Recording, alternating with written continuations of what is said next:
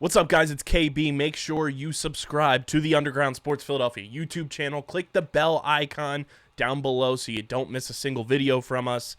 And thanks for tuning in to another video from Underground Sports Philadelphia. Now let's get into it. Philadelphia, baby, you're gonna love it. Best sports fans in the world. Actually, the worst, but that's what makes them the best. What is going on, everybody? Welcome into episode number 710 of Underground Sports Philadelphia, presented by the city of Vineland. It's your boy KB coming at you from Underground Studios. Joining me like he does every single Thursday show is the viral sensation via Bloomington, Indiana, the man behind the bar, HK Harrison Krementz. Let's go. We're back. That video was amazing. Oh my God. You should have seen the vibes the whole night. The bar was full of Eagles fans. Which was so sick, by the way. Like, the fact that it was all Eagles fans in there with you was so cool. Well, a lot of South Jersey Philly kids come to IU, and there was a bunch of kids from Cherry Hill, Voorhees, just all over the place. There was one Rams fan, and he was getting drowned out by the screaming of us. My buddy hit a big parlay, so he was an honorary. Very nice. He was an honorary Eagle for the night, so we were feeling good, and the vibes are going to be even better come Sunday at 3 p.m. Dude, I got to say, like, this company is built on the Eagles winning Super Bowl. Like, we started this podcast days after the Eagles won the Super Bowl, and then a couple years ago, we got to this point and covered the Eagles going on a run, and they win an NFC Championship Game and go to another Super Bowl. So, like, covering that was great. This feeling will never get old of your team. And obviously we've covered multiple now Phillies runs. We covered a World Series. Like, those feelings do not get old. And, like, I just have had chills all week thinking about Sunday at 3:00, knowing that the Eagles are playing against a division rival for a ticket to the Super Bowl. And it's just so fucking awesome. And I'm so excited. We're going to get into all that. We're going to break down both the NFC and AFC Championship games. We'll talk a little Flyers. We'll talk a little Major League Baseball Hall of Fame inductions, because the Fightin' Phils have a former Philly going into the Hall of Fame that a lot of our listeners probably don't remember pitching for the Phillies, but he did because it was before that original 07-11 run. And then whatever the hell else comes across the timeline. But before we get into all of that, make sure you guys are following us on the socials at Underground PHI across the board. We're on every social platform, so be sure to follow us. Stay up to date with everything we got going on. Subscribe to the pod, Apple, Spotify, wherever you get your podcast in audio form. It really does help, guys. We don't say this every week just because we want to say it. It really does help when you subscribe on audio. So subscribe, Apple, Spotify. Leave those 5-star reviews. And keep us climbing those podcast charts, and subscribe to the Underground Sports Philadelphia YouTube channel, youtube.com/@Underground Sports Philadelphia. I'm very thrilled with myself that I have invested in this entire month of January posting a YouTube short on the channel every single day, because our numbers on YouTube this month are insane, and I'm carrying it over, Harrison. I know it's only January 22nd while we're recording this. We will be posting YouTube short every single day for the entire year and just seeing what it does, because looking at the numbers right now, it's fucking insane. Like, yes, sir. I'm looking at it right now with the views in the month of January. Damn near 25,000 views on our channel in the month of January. Yeah. It dwarfs August to December of 2024 in terms of views that we had on the channel. It's insane. So keep subscribing to our YouTube channel. We are 95 subscribers away from 1,000. Let's get there before our anniversary on February 7th. YouTube.com/@Underground Sports Philadelphia. Leave a like on the video, drop a comment in the comment section, and click that bell icon so you know whenever new videos go live. And this show is proudly presented by the City of Vineland and the City of Vineland Municipal Calendar. Features city-organized, city-sponsored, and city-affiliated events that are of public interest. The calendar, which is available and accessible at VinelandCity.org, is a good way for residents and visitors to build awareness, remain engaged with city government, and participate in local events. You can also follow the City of Vineland on social media via their Facebook, Instagram, LinkedIn, and YouTube pages. And through these tools, you can stay connected to the community and get important announcements about programs and services offered by the city. Vineland, New Jersey, where it's always growing season. And big thank you to Security 21 Security Systems and Paul J. Gillespie Incorporated for their continued support of this podcast.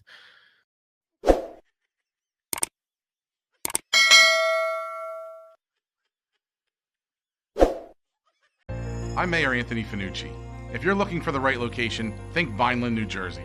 Our pro-business approach is supported by financial incentives, workforce development programs, and other resources which can give your business a competitive edge. Whether you're starting a new business or expanding to new markets, our business environment, infrastructure, accessibility, and quality of life make Vineland an ideal location. More information about how we can help your business grow can be found at VinelandCity.org. Vineland, New Jersey, where it's always growing season.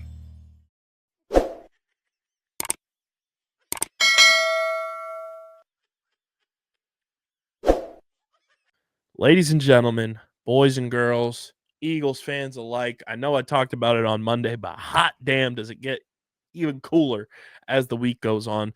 The Eagles are playing for the NFC Championship. Yes, they're playing to be the best team in the NFC against a division rival in a hostile environment known as Lincoln Financial Field that is going to be absolute scenes. And I genuinely, as I think about it every single day this week, I just have chills every single day just thinking about 3 o'clock when Tom Brady and Kevin Burkhardt come on the TV and we're hearing them call the game and the kickoff happens and we just lock in for the next 3.5 hours of absolute hell because we're going to be going through it. But oh, dude, I was shaking on Sunday. I was like, oh, literally like shaking. And you know, I was chugging water. I had a few coffees. I had a few energy drinks, so that the caffeine might have had to do with it. But like the nerves struck. I had a different beast overcome me on Sunday. Yeah, I was yelling at the TV things, all positive things, but like I've never like yelled in those manners of just like my first words were set the fucking tone, set the tone, boys. Yeah, and it was just amazing. And like that game on Sunday is like a game that like typically you don't remember the NFC divisional round. No, there's very few times like, and I said this on Monday's episode. It's very funny that the Eagles have now 2 memorable NFC divisional round games, that being against the Falcons in 2017 and now this game. Yep. And they both ended on a drive downfield, 4th down, and just a big incomplete pass broken up by a good defense. And I don't think anyone understands how badly I need the Eagles to win this game on Sunday 38-7. Yeah, oh my God. it needs to be 38-7. Like, it has to be. Oh my God. Oh my God. Because yesterday was the anniversary. Mm-hmm. And in 2022, we beat the Giants 38-7. Yeah. So we need to continue this history of dominance here. Oh, I need it. Did you see the Eagles sold 100 tubs of snow? Yes. Especially authenticated. $50 a pop. $50 a pop for some snow. That it's just the ultimate hilarious like item to own. What is it with Eagles running backs and just absolutely dominating snow games? It's so like Snowball 2. We got Miracle at the Meadowlands. We got a whole trilogy. Yeah. And now we got Snowball the sequel, which is just unbelievable. Snowball 2, the Saquon game.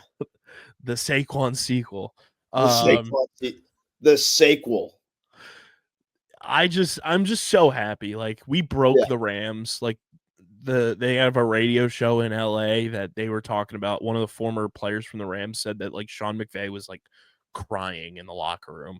Oh my God. He was broken. So we might have broken the Rams, which is just very cool. The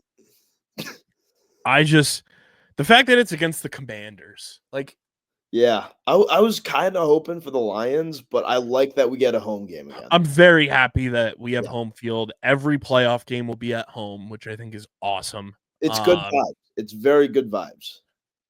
The only team to host more championship games, I think, I brought this up on Monday too, in this century, or this century, which would be this millennium, is the Patriots. The Eagles, and that's how we've made it there a lot of times.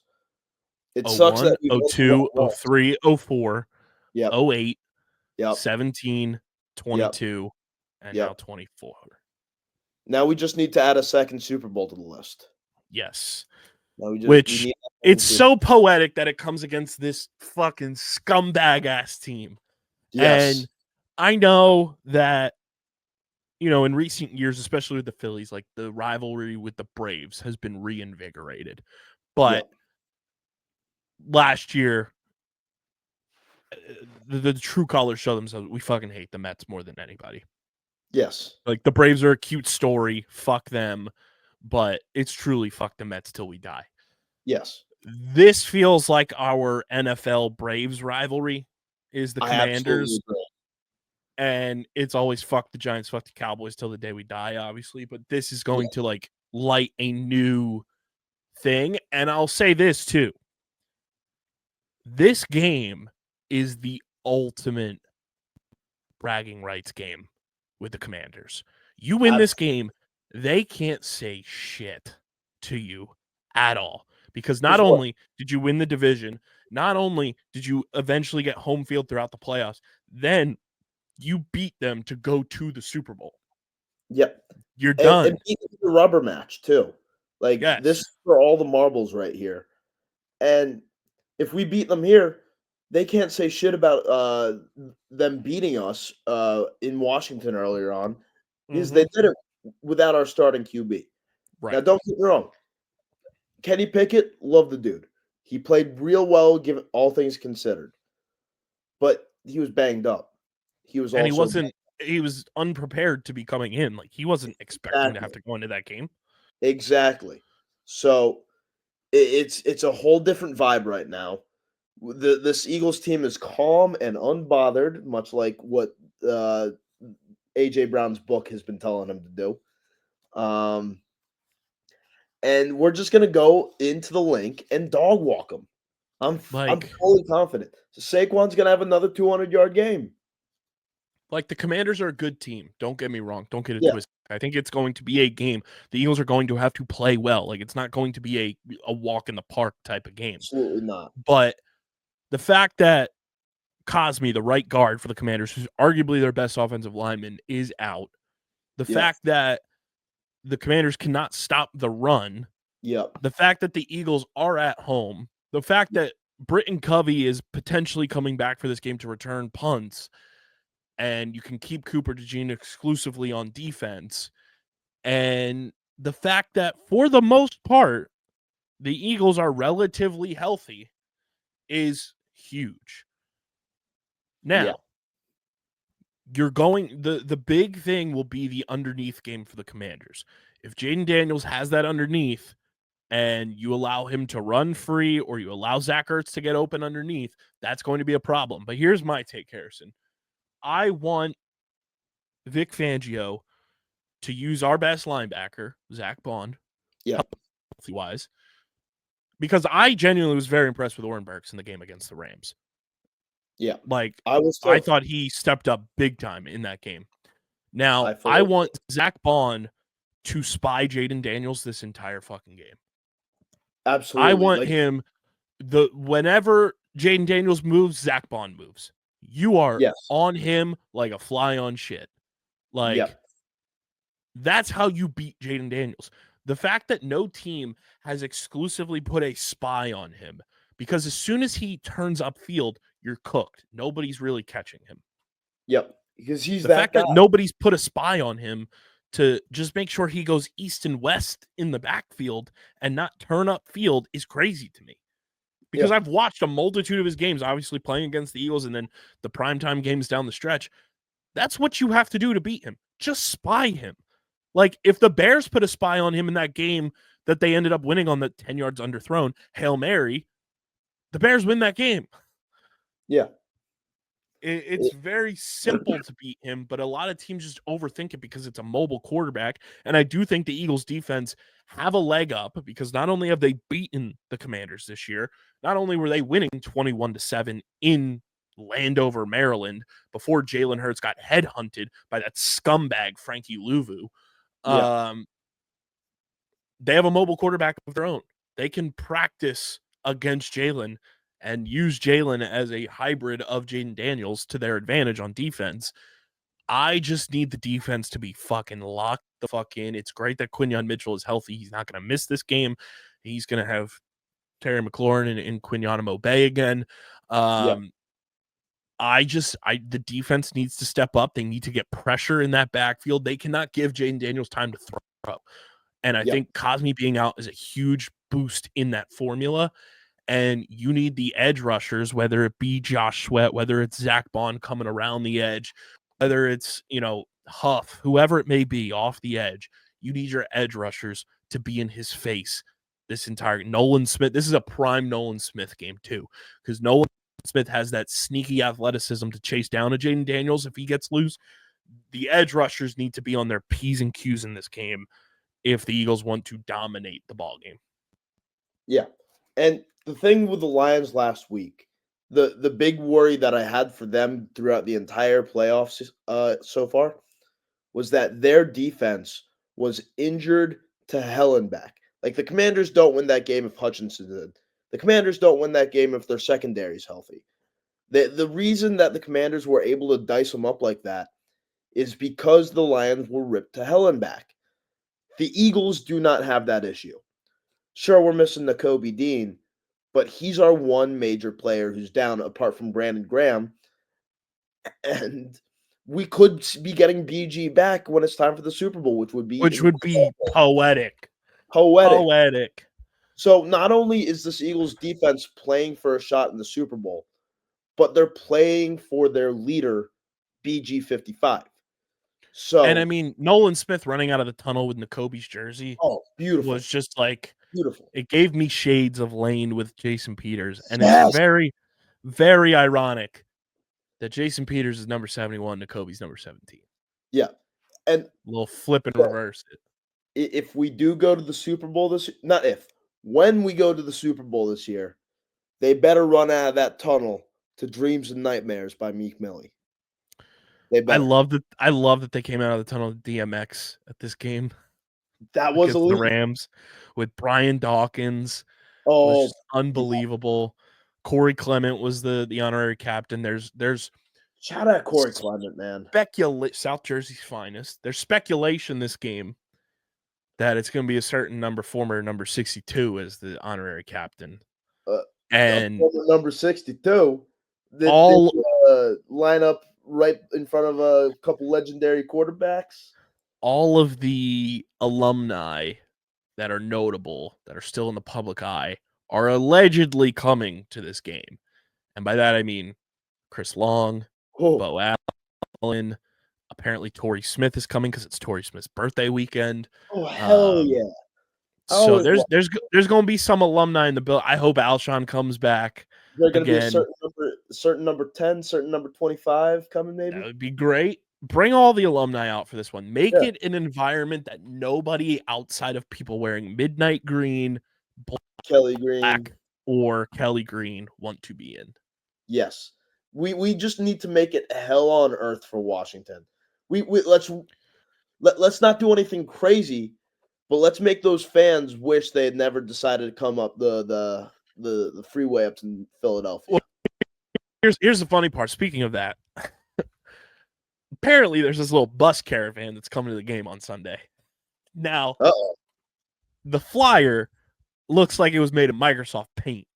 Oh, God. These fools think that it's going to be perfectly fine timing-wise for them to leave the DC metro area at 10 a.m. on Sunday. to get to Lincoln Financial Field. My brothers and sisters in Christ, you will be lucky if you get there for the fourth quarter. Yeah. you and really here's the best part. Ready? That's not even the best part. Oh God. They plan on setting up shop for their tailgate in M Lot. Oh God, they're gonna get killed. The home of Philaticus's beautiful tailgate cuisine, which I have the menu. I'll read the menu to you. Because what do we got? Last week, I don't know if you saw the menu last week, Harrison. Our boy Dylan, he's the best. He grilled up some camel in M Lot. What the? Oh my God! There was camel served at Sunday service. Interesting. But they plan on being an M Lot. Like Real Mama Eagle, shout out to Key. She quotes me and said, "Oh, y'all want to be an M Lot? Bless your heart." Straight up, you must not be from around here. You're just dumb. You're just dumb. Yeah. What we got on the menu this week? So Philaticus, if you're not following him on Twitter, please do so. He's the best. This is now I do have to correct him on this because you and I know, Harrison, as journalists, first annual is not a thing. So it's I will say he tweeted first annual. I will say it's the inaugural. Rest in peace, the truest Landover football team hater, Shelton Jihad Lee Memorial Tailgate. Okay. January 26th, M-Lot. Your menu. Service at 10 a.m. sharp-ish. Veggie dogs. Dinner dogs. Okay, bone marrow. Ooh. Bistecca. Ooh. Calamari. What the fuck? Oh, hell yeah. Oh, prime rib. And the main course, wild boar. Oh, because we're going to cook up them hogs?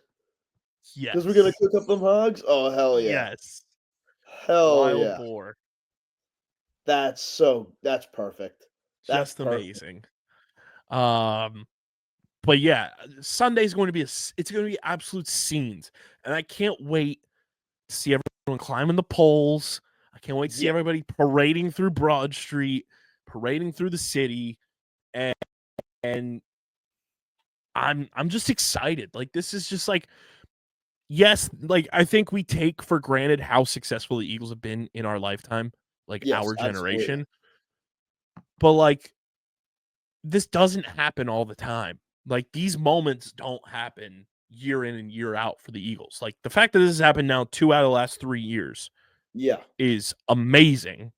We've got like, you can't take it for granted. Enjoy every moment of this weekend. Like, take it all in. If you're going to the game, bring your best.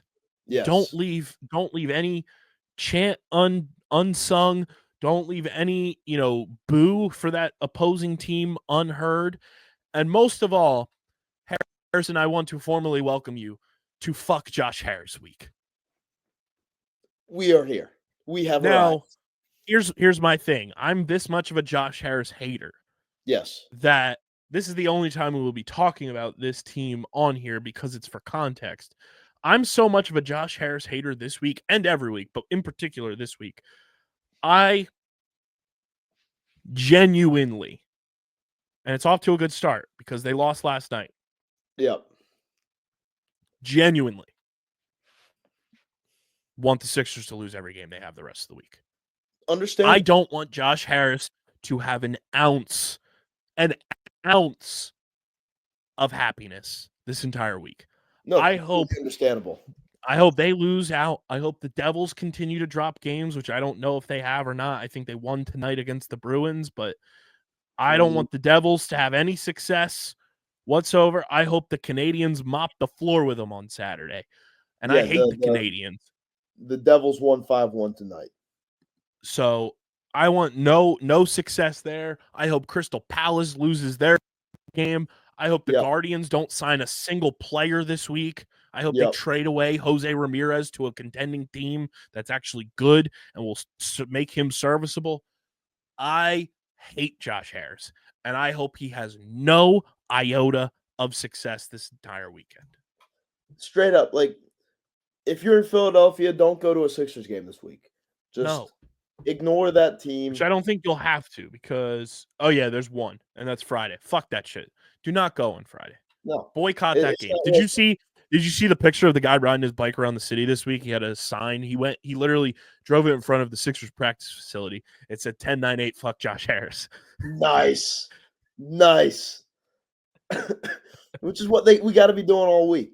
We got to make that man live. And if Jeffrey Lurie is the owner I believe him to be, which he is, Josh Harris will have no field access during this game. Oh, none.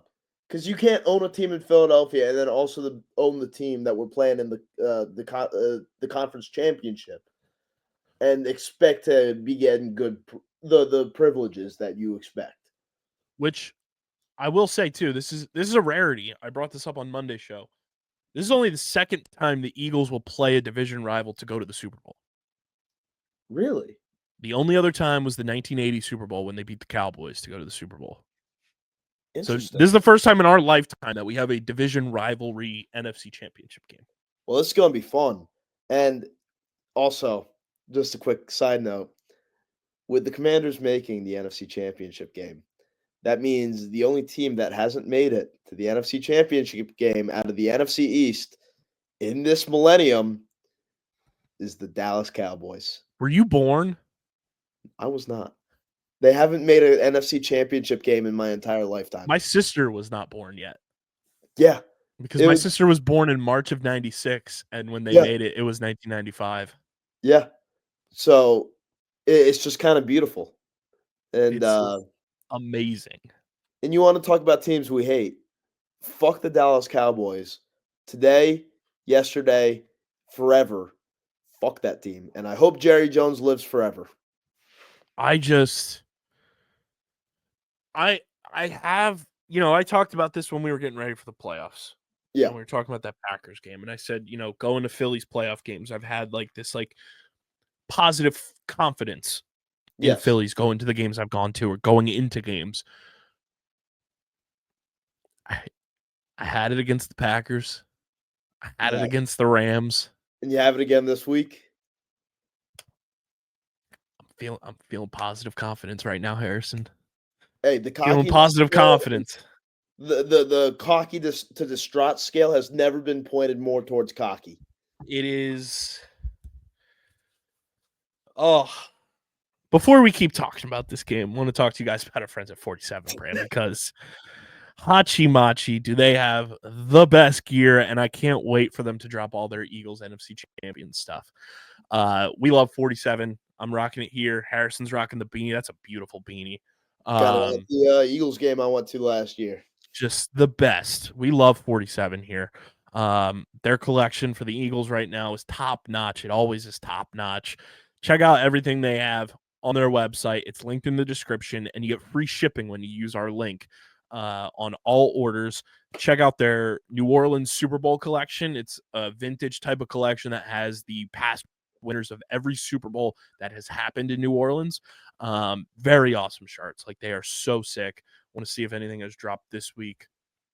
I know they dropped the College Football National Championship gear for Ohio State, which is just awesome as well. Even if you're not an Ohio State fan and you don't purchase the gear, it's just odd. One of the shirts is it's got the Georgia, the Atlanta skyline with a giant peach on it. It's very cool.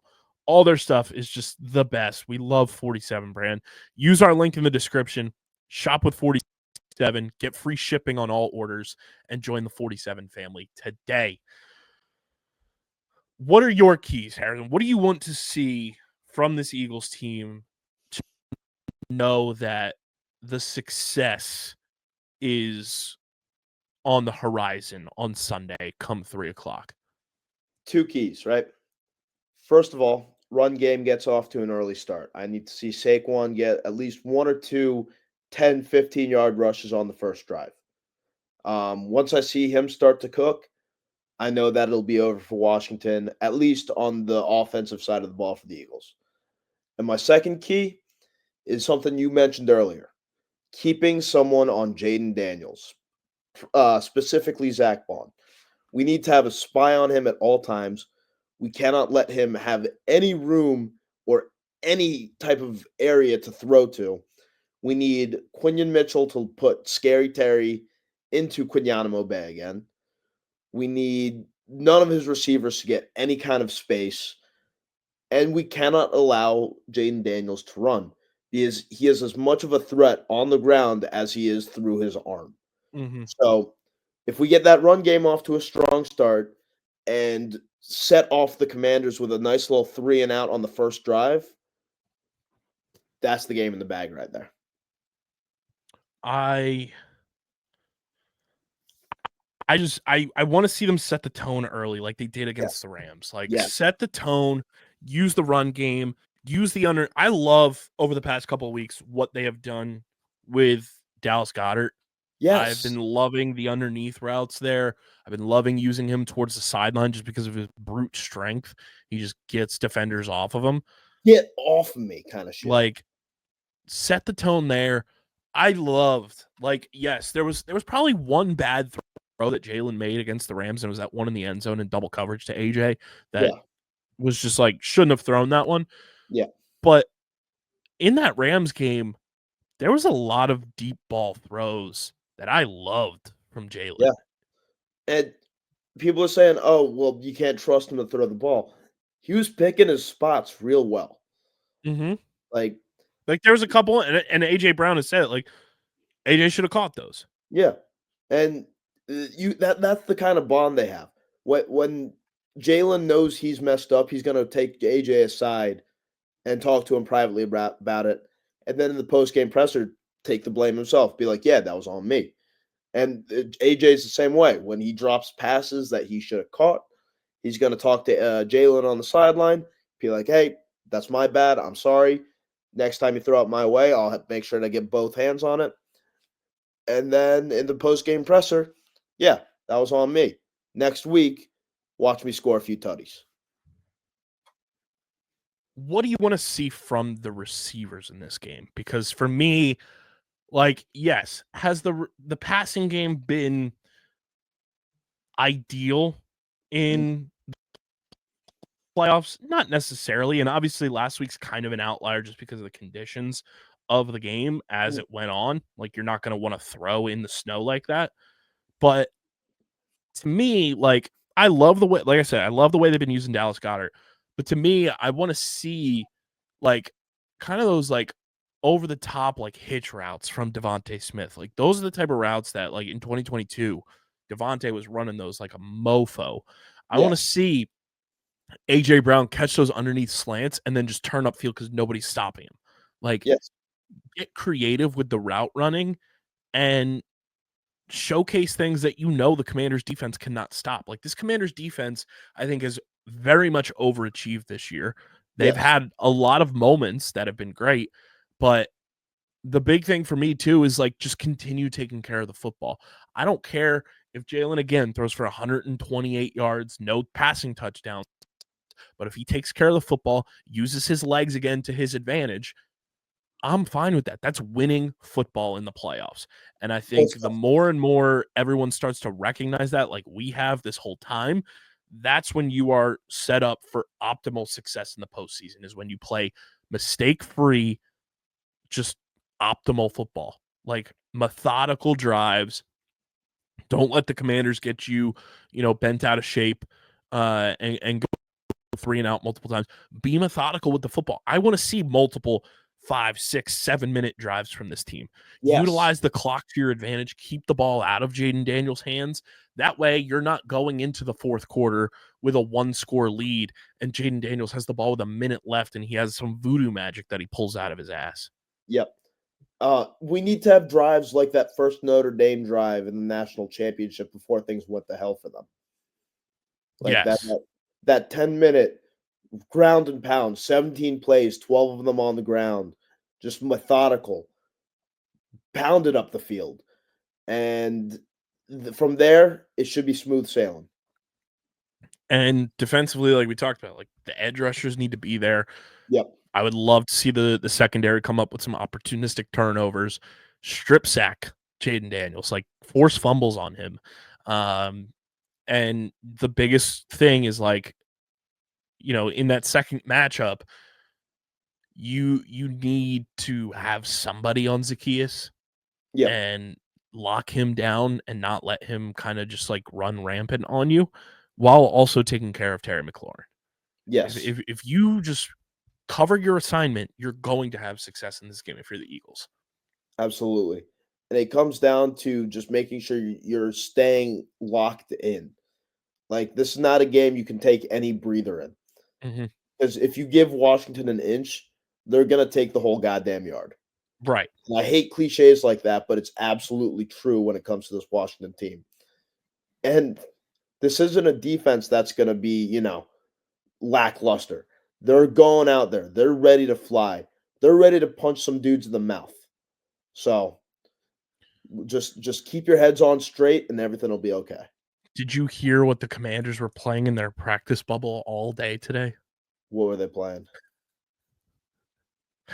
I guess they were just getting ready for the Eagles to score a lot. They were playing the Eagles fight song the entire practice. Hey, it's one thing to play it in practice. Once you hear a 60,000 Eagles fans screaming it after a touchdown. It's like, do you think that we just play that the entire game? No, that gets played when we score, you bozos. Yeah, well, it's a good thing they got used to it because they're going to be hearing it a lot on Sunday. Literally. And I'm just so juiced up. Like, I'm pumped. Like, I'm confident in this team. That's the thing. Like, I'm not cocky about this game whatsoever. Like, I know it's going to be a battle. It's going to be a grind for 3.5 hours. But I'm confident that this team has everything in place to go out there and perform the way we know they can and come away with a W. And they just have to play smart, methodical football, take care of the football, be opportunistic on defense, and make it 3.5 hours of absolute inner circle hell for the Commanders. This team has the sauce. They have the sauce. They're going to be ready for these bozos. So I'm ready. I'm pumped. I want to see what the line is at now because the line did move early in the week. The Eagles started as 4.5-point favorites. Then it jumped up to 6. Aren't we the odds-on favorite to win the Super Bowl right now, too? Yes, and part of that is because the Bills and Chiefs have to play each other. Yeah. So that goes into that equation. But yes, we are the odds-on favorite right now. The Eagles are still 6-point favorites, which I think is a huge number. Yes, but I think it jumped to that because Cosme is out. I also think it jumped to that because Jalen Hurts is going to play. Quinyon Mitchell is going to play. And you get home field advantage. And I think that's huge. And the Eagles are 6-point favorites. The Chiefs are 1.5-point favorites against the Bills at home. So that also kind of just goes to show you, like, Vegas is viewing this as like the Commanders are good, but they've never played in an environment or in a game of this magnitude as a team. And I think the other bonus of that is the Eagles in this iteration of the Philadelphia Eagles, a majority of this team were on the team in 2022 that were in this situation, played in a game of this magnitude, and came out on top. Yep. They know what it takes to get here. And we've got the all-time Eagles receiving playoff leader right now, Devontae Smith. Which is so wild to me. No. That in that short amount of time. 2 seasons? So 2021 was his first playoff year. Yeah. 2022. 23 against the Bucs, which wasn't much there, but and then this year. So you had a one and done in 2021. You had the Super Bowl run in 2022. So that's 1 game. Then you had 3, so we're up to 4, 5 games. This will be his 8th playoff game, and he's already our receiving leader. And here's the crazy thing. So 2021, he played 1 playoff game. He had 4 catches on 11 targets, average 15 yards a catch for 60 yards, no touchdowns. Okay. 2022, he had 3 games played, 15 catches, 197 receiving yards, and 1 touchdown. 2023 had 8 catches for 148 yards. Okay, so he dominated that game against the Bucs in the receiving game, but he was really the only one. And then this year, 8 catches, 76 yards. Yeah. So he's got 481 receiving yards in his postseason career and 1 touchdown. I would love to see Smitty get another touchdown in the postseason. But it is crazy that, like, in Eagles playoff history, like, there's a lot, like, in the grand scheme of things, especially, like, but I guess, like, looking back on those runs with Andy Reid, like, there was no real dominant receiver on those teams outside of T.O., and he was only here for a year. Yeah. And that's just crazy to think, like, that 481 receiving yards is the new receiving record all time in the postseason for the Philadelphia Eagles, a team that's been around since 1933. Well, he's about to bump those numbers up big time throughout the course of his career, so it's going to be fun to watch. Who's your X factor for the game? Who's the person that needs to step up in order to feel confident, like, across the board, that the Eagles are winning? It could be offense or defense or special teams. Because I think Jake is an X factor. Jake Elliott's an X factor. Yeah. My X factor has to be Zach Bond. Okay. Like, he's the man who we will live and die on our defense through him. So it's got to be him. I'll give one for each phase of the game. I think Jake Elliott's an X factor for sure. Got to make your kicks. Got to make those extra points. Defense for me, X factor, Darius Slay. Yes. Okay. If Slay is on like he has been, that's a massive swing for the Birds. Yes. Slay is my X factor on defense. Offense, it's AJ Brown. Yeah. I agree with you there. If AJ gets going, it's over. Good luck. Good luck. Good luck, Charlie. And I just think the Eagles have the better coaches overall. I agree. Too. Like, and that's no slight at the Commanders' coaches. I think they have some very good coaches. I just think this coaching staff is so locked in. And, like, seeing AJ's quotes today about, like, if you watch the game, like, you see I picked up key blocks. Like, this team is so fucking locked in. It's amazing. Did you see the post-game interview with Jalen with audio on when he was getting interviewed after? They gave him some strong-ass meds. That he caught himself. He was about to say fuck. Someone called him Jalen Perks. Oh, haha! But I'm ka-chow. He sounded like an old uncle at, like, a barbecue or a cookout, being like, back in my day when he said, "I used to put the snow on 100 when I cannot help but laugh my ass. I cannot stop watching that interview. It's so goddamn funny. And I will never forgive Nick Saban for letting Jalen Hurts go through media training, because we are missing out on some of the best quotes from funny Jalen Hurts. Funny Jalen Hurts is elite. Like, I love motivational speaker Jalen Hurts. I love the great quotes he has for his when Sirianni's giving his locker room speech after the game that the Eagles always put out, and you just see Jalen, like, bobbing his head back and forth after everything Sirianni says. He's the fucking best. Like, the fact that people hate on this man. Give him a perk 30 before every game. Like, I love Jalen Hurts so much, man. And I just want him to succeed. I want him to silence everybody. I want him to pop off in this game, and nothing would hit like a perk 30 more than Jalen Hurts' Super Bowl speech. I can't wait to see one of these on a ring on his finger. A ring, and, like, on his finger. A ring here's on the thing too. Like, Jalen Hurts, it's not a fluke. 2023 was the fluke year. The fact that the Eagles are going to 2 out of 3 NFC Championship games with Jalen Hurts as quarterback, says everything you need to know. He's elite. Yes, and the fact that Sirianni's the coach behind it all. Literally, and the fact that AJ Brown has been here since then, Devontae Smith. These are guys who are here for the long haul, who can take us to the promised land more than once. I love it. I love it. I love it. And, you know, on Sunday, I'm going to be styling and profiling Harrison with our friends at Tomahawk Shades, the best small batch eyewear in the game. From sunglasses to blue light glasses to prescription lenses, Tomahawk Shades has you covered. we as a company subscribe to the notion that you need sunglasses more in the wintertime than you do in the summertime, especially when there's snow on the ground. You are blinded out there. I'm wearing my Tomahawk Shades all the time. The sunglasses are the best. I wear the blue light glasses when I'm editing the podcast.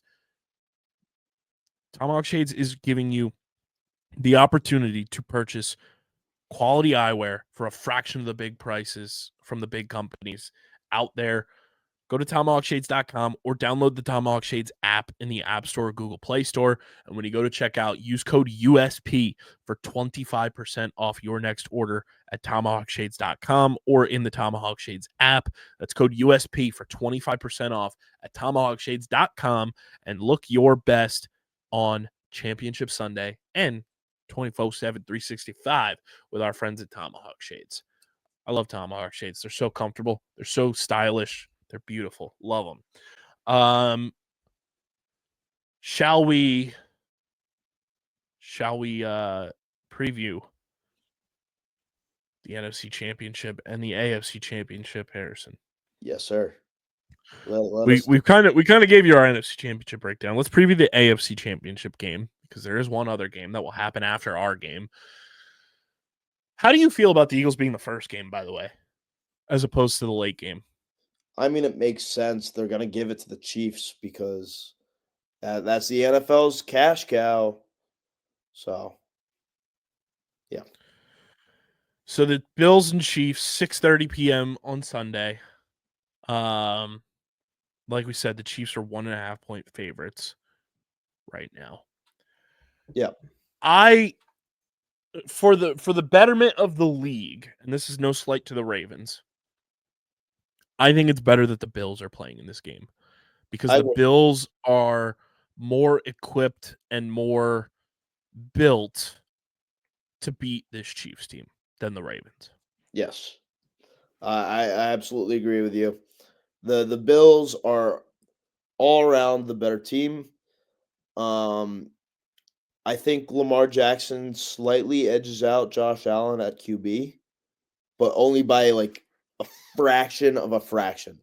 And the fact that the Ravens were unable to beat the Chiefs earlier in the season, while the Bills were, and pretty handily, mind you, lines up pretty well for the Bills against the Chiefs. And I just hope that they take care of I want the Chiefs in the Super Bowl just so we can get our revenge on them. But if it is the Chiefs in the Super Bowl, I'm terrified that the referees are going to give them every single penalty. Well, they did announce the referee for the Super Bowl already. Oh. And it is Ron Torbert, who is the African-American referee with the glasses. Yes. And I looked it up. His most recent Super Bowl he refereed was the Rams and Bengals, right before the Eagles went against the Chiefs. Yeah. I looked it up. The Eagles are 9-4 lifetime with him as a referee. Okay. So that bodes well for the Eagles. I just think the Bills have what it takes. The Bills do scare me more than the Chiefs as a team in terms of how they play and what they do well. The Chiefs scare me just because they have the refs on their sides, which I think we were one referee call away in Super Bowl 57 from taking down the Chiefs. So I don't know. I don't know what I would. Obviously, my focus is on the Commanders until that game is over. But I don't know who I want, honestly. May the best team win. And if it's Eagles-Bills, so be it. If it's Eagles-Chiefs, so be it. Yeah. Either way, anybody can get the smoke. 100%. I mean, do you think the Chiefs win this game? Yes, I do. I think the Chiefs win this game through black magic and referees. And that's black magic and referees. Black magic and referees. Yeah, because they did get the referee magic because Clete Blakeman is calling their game. Yep. Oh, God.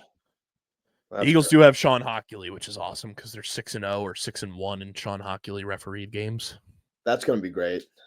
I don't know. I believe in the Bills, but something tells me the Bills are going to go up late, and then they're going to have the ball sent back to the Chiefs with too much time on the clock, and then ref ball will ensue.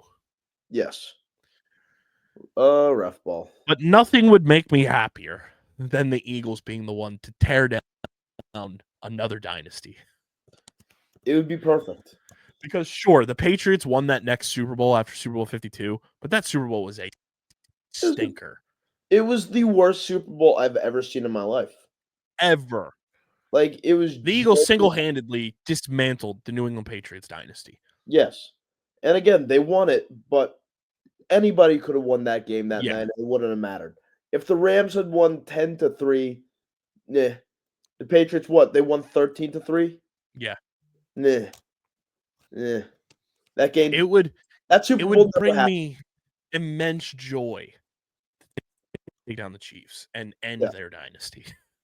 That Super Bowl literally never happened. So, I also think about the celebrity lineups that we would have in an Eagles Chiefs Super Bowl. Oh yeah, we get Jason Kelce. Yeah, in Midnight Green. Sorry, Travis. Yeah, he's real midnight. We get the Quinta Brunsons. We get the Kevin Harts, the Bradley Cooper, Rob McElhaney, Caitlin Olsen. And by proxy, that would bring in Ryan Reynolds. We would have a squad, and then we're going up against Taylor Swift and Caitlin Clark and Flavor Flav. And I don't know, it would just bring me, it's like fucking Avengers Civil War type shit. Yeah,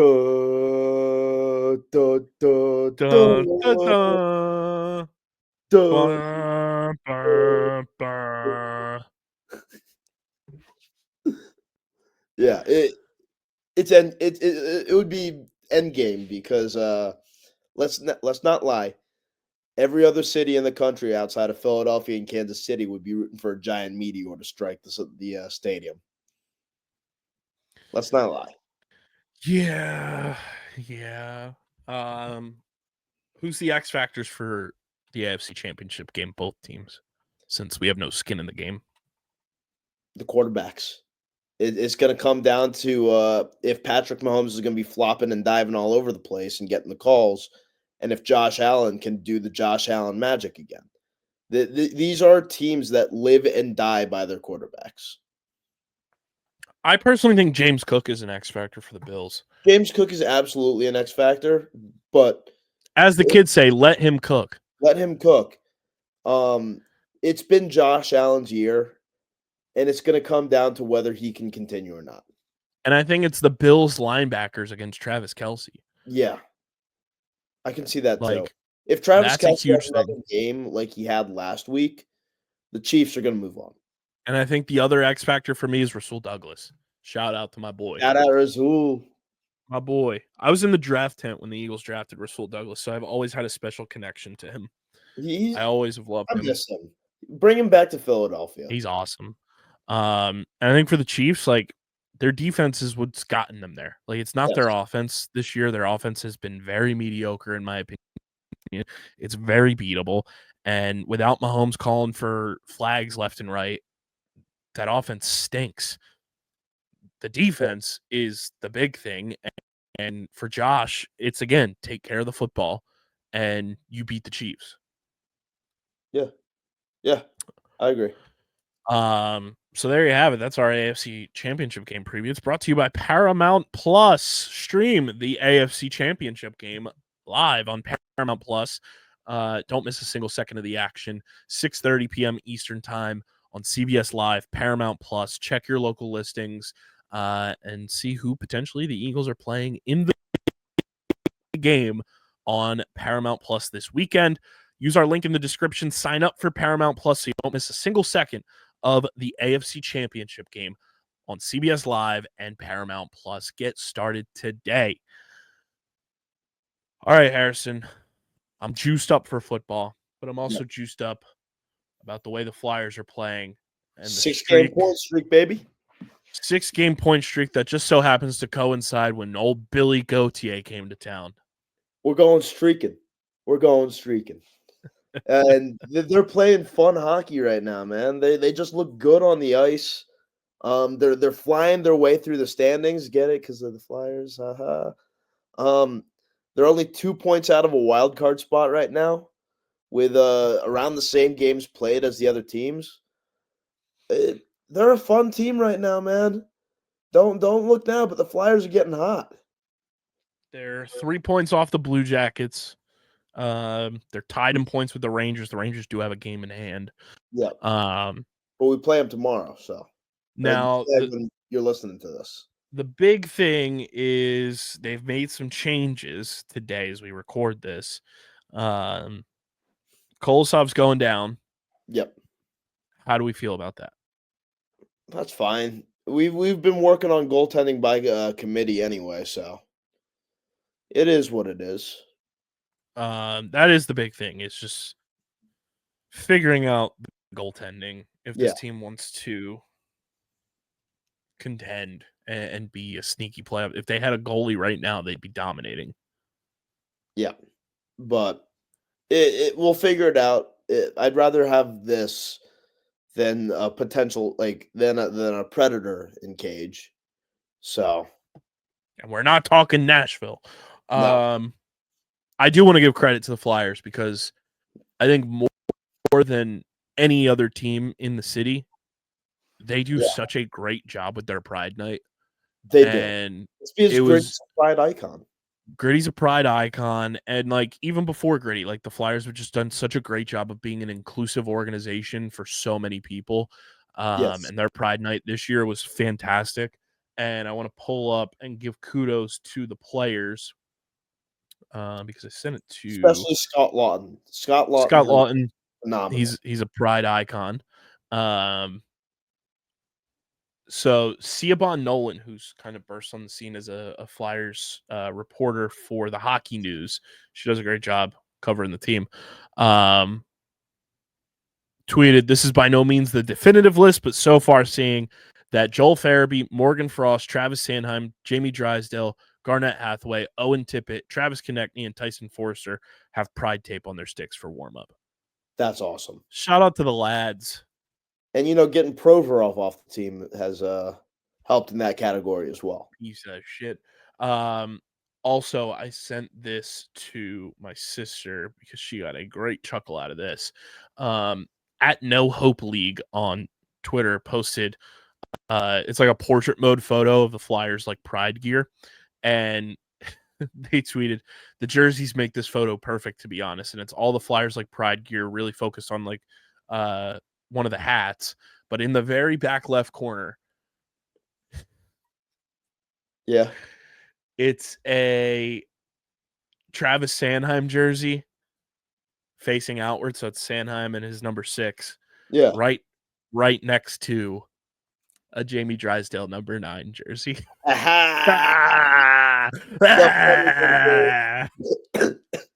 The funny number. The funny numbers. So goddamn funny. It's so perfect. But yeah, I just have to give credit to the Flyers organization, and I work very closely with a lot of people that work for the Flyers, obviously with covering the Wings, and they just do such a great job on their Pride nights, and it can't be overstated enough how cool it is to have people feel a sense of belonging and feel included in a community, especially in a sport like hockey. So kudos to the Flyers. They get that overtime win against the Wings, the old Red Wings, on what is the day? Tuesday. They beat the Devils 3-1, had Frank the Tank going into a mutter fucking spiral. Have you seen his freak out from that game? Yeah, that dude. Ugh. I have a love-hate with Frank the Tank. His story is very cool, and kudos to Frank for, taking control of his health and doing the Frank Walks stuff and everything he does. He's lost half a person that he was. He said in 2016 he was over 500 pounds, and now he's 320. Good for Frank. But I live for Frank's meltdowns when it comes to the Devils and when it comes to the Mets. I absolutely agree. And he is on the record saying that the Devils are not going to make the playoffs. They're going to be stuck in this position. Like, they have no heart. It's so fun watching him lose his goddamn mind, or as he likes to say, his motherfucking mind. I live for it. It's so funny. It fuels me as a Philly sports fan. Yes.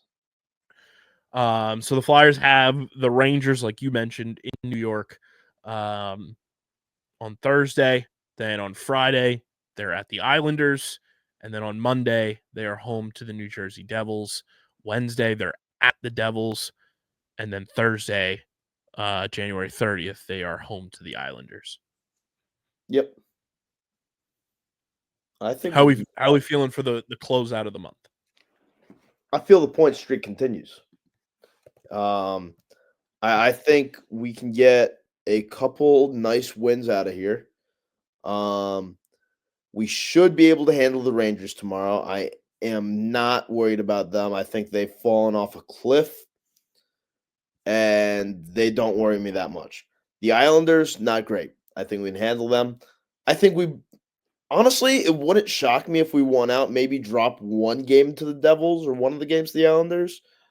But, like, we should be able to handle business and get some good wins to end the month. So I wrote down. I'm gonna say we beat the Rangers tomorrow. Lose in overtime to the Islanders because we're away. Then win out from there. So win, OT loss, win, win, win. I forget how many points we said that we thought they would come away with this month. I think we're about on track. I think we're on track. Yeah. Let's see here. 1, 3. We've gotten 11 points in this 6-game point streak. Yeah. So 1, 2, 4, 6, 7, 11 plus 1. So we're on 12 points right now because we have the overtime loss to the Maple Leafs earlier on. Oh, right. I forgot about that one. So 12. Yeah, 12 points. You know what's weird? The like Google rundown of the games that I look at doesn't have that game as an overtime game. Yeah. But they have the Wings game as an overtime game. They have the Blue Jackets as a shootout, but they don't show the Maple Leafs as that it went to overtime. Yeah. So I missed that one. So we're at 12 points with 10 points potentially remaining. Yeah. So 18? We get to 18 for the month? I think we get there. I mean, like, the Rangers are beatable, but they're, like, kind of in our similar ballpark right now in terms of just, like, points and all of that. I think you beat the Islanders both times. They stink. Yep. And the Devils are in horrendous form right now. Yeah, I think we can win it. Like, I only threw that OT loss in there because it's hard to say you win 5 straight games. Mm-hmm. But we can win out. We can win out this month. Which would be fun. That would be fun. Yes, it will. Our Flyers breakdowns brought to you by our pals over at Kenwood Beer, the official beer partner of Underground Sports Philadelphia. It's a refreshing light beer, just 4.1% ABV, 120 calories, just 8 grams of carbs. You guys can go to kenwoodbeer.com and use the Kenny tracker to see who's got Kenwood Beer on tap in the Philadelphia, New Jersey, Delaware, Pittsburgh, and Maryland areas. You can also get it at your local liquor stores in those markets. They also tweeted that they had a whole pallet of Kenny's that they may be dropping off the M-Lot this weekend for the game. So Kenny's will be flowing in the lots on Sunday.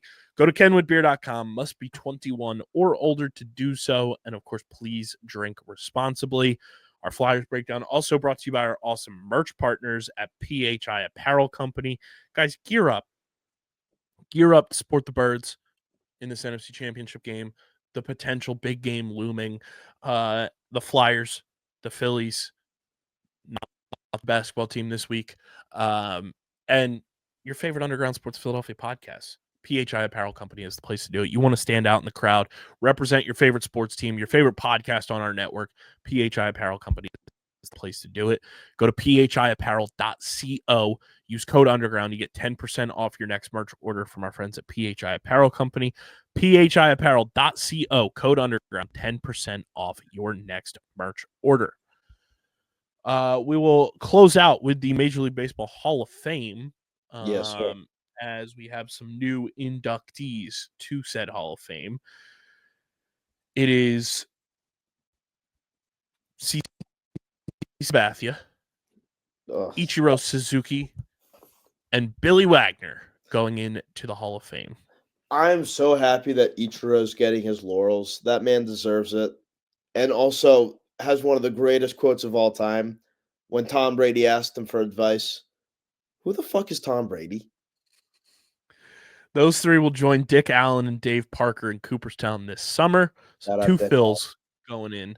Yes, I also found it very cool. They had the press conference today with Ichiro. They are retiring his number 51 with the Mariners. Nice. Not the most ideal date that they're doing it, though. What are they doing it? When are they doing it?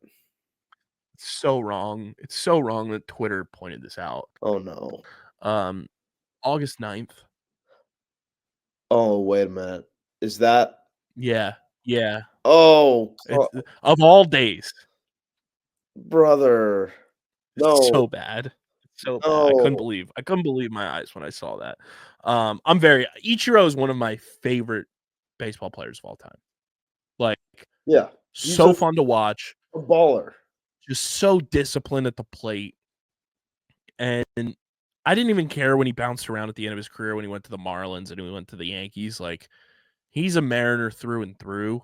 And he's just the coolest. Like, he paved the way in modern baseball for the Japanese players to come over here and have success and people to feel comfortable gambling on signing Japanese players because Ichiro is Ichiro. You don't get referred to as a one-name person if you're not elite at what you do. Yeah. And that's Ichiro. And I love him so much. I can't believe he's old now and like, but I'm at the point. He's still ripping dingers, though. He's still ripping down, but I'm at the point in my life now, and you're getting there too, that like these Hall of Fame inductees, like the fact that CC Sabathia is going into the Hall of Fame is amazing for C. But it's like it feels like yesterday CC Sabathia was pitching in Major League Baseball. Yes, I know. It was yesterday that he was on the Brewers. Literally, like, and I know he's probably going to go in as a Yankee. Yeah. I will always remember that run that he had with the Brewers and then Shane Victorino just going tank shot off of him in the playoffs. But CC Sabathia is one of those former Yankees that when he retired, to me, he lost all the Yankees stink. Yes. Like I love CC now. I think what he's doing like post-career, like in the media and everything is so goddamn good. I love CC Sabathia. He's so fun. Like, he was just an all-time, like, thinking about that rotation he was in with the Cleveland, at the time, but with the Guardians, like, that rotation that he was, like, the co-ace of was insane. Yeah, they were a squad. Like, and then you had Prince Fielder as well on that team. Like, just a bunch of dogs. I gotta find that team he was on. In 2007 Cleveland. This rotation, dude, like looking back on it is so crazy to think about. Mm-hmm. They had CC Sabathia, Cliff Lee. Jeez. The man formerly known as Fausto Carmona, aka Roberto Hernandez. Yeah.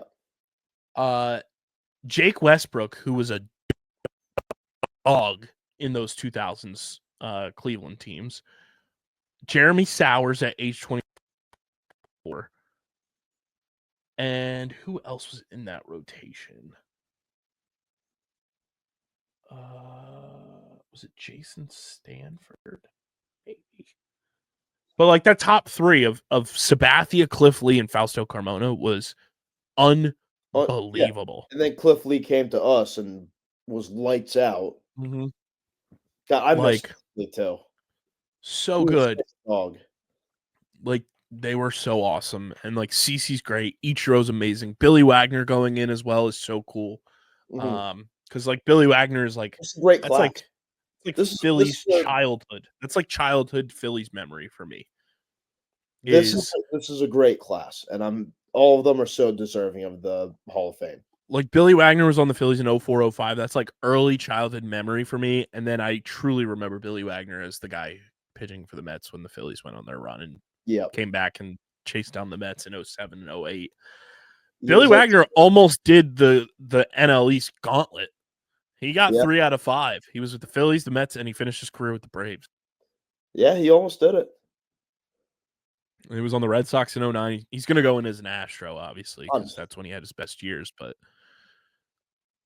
just a really good Hall of Fame class. And I think next year's class opens the door for Chase Utley in a lot of ways to get in. And I was talking to Steve about this week because he doesn't think Chase Utley should go in, but that's a lot of his Mets fan bias coming through.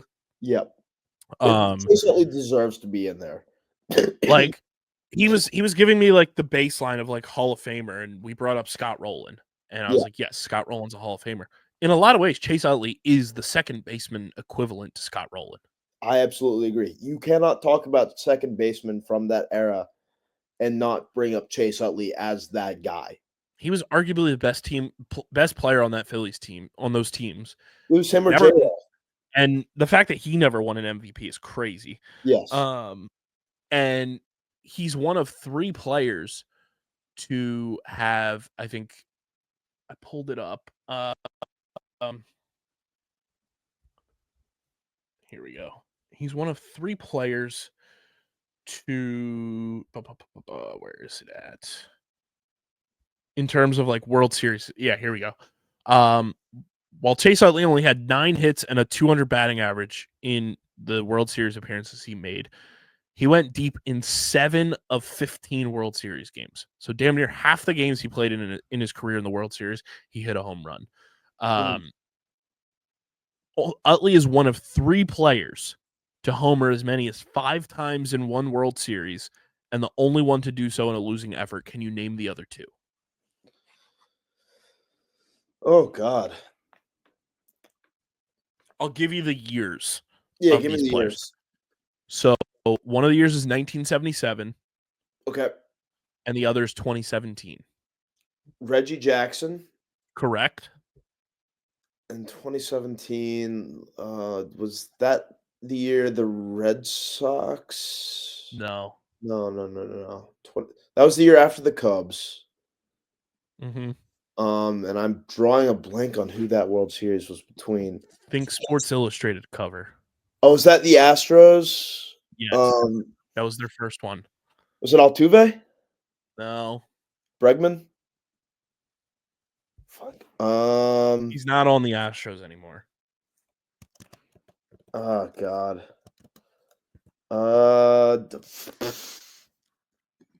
It's not Altuve. It's not Bregman. His last name rhymes with Dinger. Oh, George Springer. Yeah. Yeah. Okay. I have that Sports Illustrated cover, by the way, where Sports Illustrated predicted the Astros to win the World Series. I still can't believe they did it like that. That was insane. Yeah.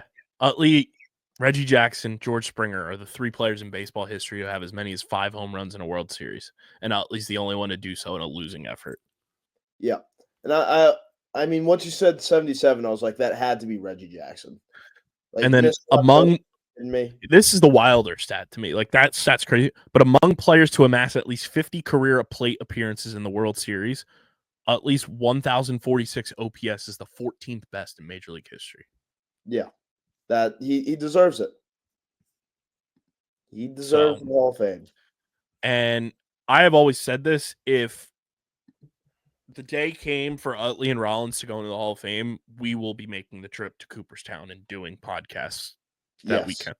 Yes, absolutely. So congratulations to this year's Hall of Fame class. Very, very cool. Very excited for that ceremony. It's gonna be very Ken Griffey Jr. surprised Ichiro on MLB Network Oh, to congratulate him. And he said, "You're a rookie for the first time in 25 years, so you have to bring the sake to Cooperstown." oh, hell yeah. And how did Um, Ichiro react to that? His face like lit up as soon as Ken Griffey Jr. popped on the screen. It was so Mariners cool. icons. But yeah, congratulations to Billy Wagner, Ichiro, and CC Sabathia on your Hall of Fame inductions. Cole Hamels first time on the ballot next year. Hell yeah, he is. First time on the ballot. That's all we got for you guys on this episode. Make sure you're following us on the socials at Underground PHI across the board. Search us on social media. We're on every platform. Subscribe to the pod, Apple, Spotify. Leave a 5-star review. Leave us a voicemail, speakpipe.com/Underground Sports Philadelphia. It'll be open during the game. If you want to get your takes off during the game, leave us a voicemail. Subscribe to the Underground Sports Philadelphia YouTube channel, youtube.com/@Underground Sports Philadelphia. That's where you get full video episodes of this show twice a week, every single week, full video episodes of every show on our network, clips, shorts, live streams, original video content. We're 94 subscribers away now from 1,000. Let's get there before February 7th. And of course, guys, this show is presented by the City of Vineland. And whether you're a company looking to expand, relocate, or your new business startup, selecting the right location is critical to your success. Vineland, New Jersey offers both an affordable business location and an excellent quality of life. The city's economic development department is a one-stop source for moving your project through the development and approval process. And their goal is to make this process as smooth as possible and to provide the fastest turnaround times in the region. If you're considering potential locations for your operation, contact the Vineland Economic Development Team at 856-794-4100. That's 856-794-4100. Vineland, New Jersey, where it's always growing season.